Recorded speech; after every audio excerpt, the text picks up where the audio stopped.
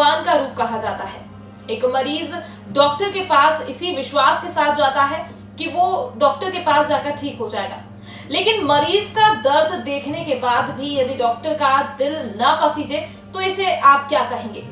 हम बात कर रहे हैं इंदौर के एमवाय हॉस्पिटल की, जहां पर जूनियर डॉक्टर अपनी 3 सूत्रीय मांगों को लेकर लगातार हड़ताल पर हैं, जिसमें 250 जूनियर डॉक्टर्स की नियुक्ति की मांग, पीजी की परीक्षा परिणाम और काउंसलिंग की मांग प्रमुख है।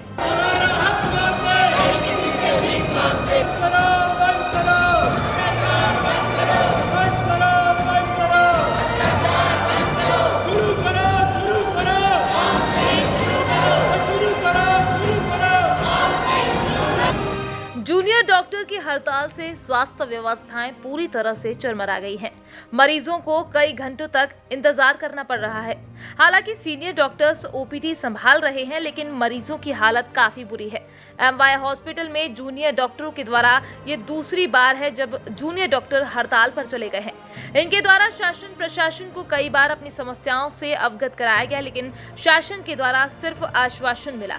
कोरोना काल के समय से जूनियर डॉक्टर्स ने अपनी जिम्मेदारियां बखूबी निभाई थी और अपनी जान की परवाह किए बिना लगातार मरीजों की सेवा करते हुए फ्रंटलाइन वॉरियर के तौर पर काम किया।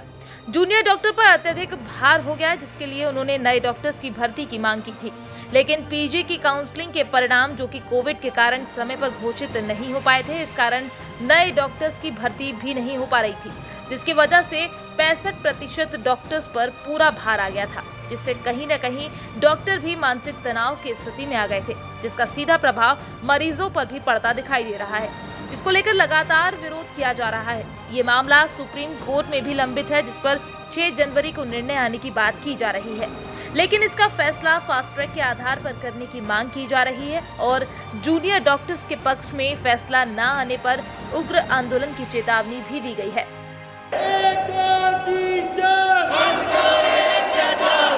जी, आज हम फिर से यहाँ पे एक बार फिर से मजबूर हुए हैं कि हम यहाँ पे खड़े हैं मरीजों को ना देखते हुए। ये हमको भी अच्छा नहीं लग रहा है, बट ये आपको भी पता है कि जिस तरीके से कोविड की 2 वेव आई और वो हिट हुई, जिसमें हमने फ्रंट लाइन पे काम किया और आगे अभी तक करते आए हुए हैं।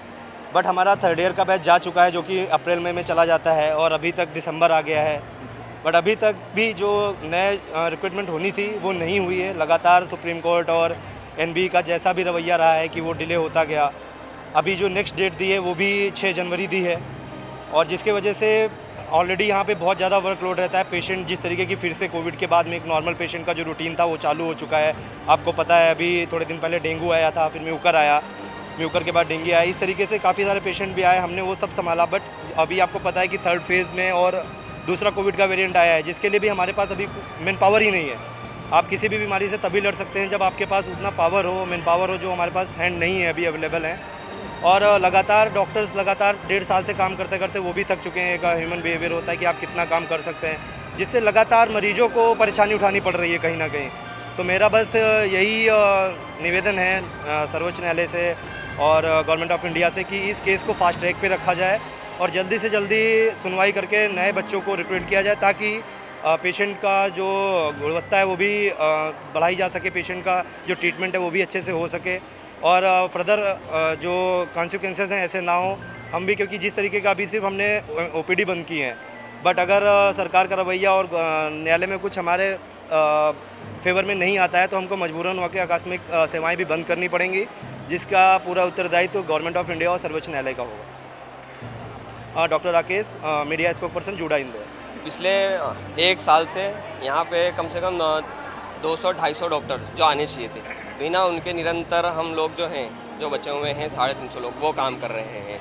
मतलब एक तरह से आप सोच सकते हैं डबल क्षमता के साथ हम यहाँ पे अपना काम कर रहे हैं, और इस वजह से कुछ लोग तो मानसिक तौर पर भी डिप्रेशन के शिकार हैं, क्योंकि वर्कलोड कम से कम डबल और ट्रिपल बढ़ा हुआ है लोगों के ऊपर। अब इस चीज़ से कम आपको ये सोच सकते हैं कि जो पेशेंट है, जो उपचार है, उसकी गुणवत्ता में भी कमी आती है अगर डॉक्टर्स नहीं है हमारे पास। तो हम माननीय सर्वोच्च न्यायालय से यही करते हैं, जो अपना रवैया जिस तरह का है उनका, पिछले 1.5 महीने से एक अपनी जो एक सुनवाई है उसको ने कई बीच में तोड़ के आगे एक्सटेंड करती जाइए, और अभी भी लास्ट 6 जनवरी का उनने बोला है, और वो भी 6 जनवरी फिक्स नहीं है। अब ये तो आने वाला वक्त ही बताएगा कि कब तक इनकी मांगे पूरी हो पाएंगी और कब तक जूनियर डॉक्टर्स वापस अपने कार्य पर आ पाएंगे।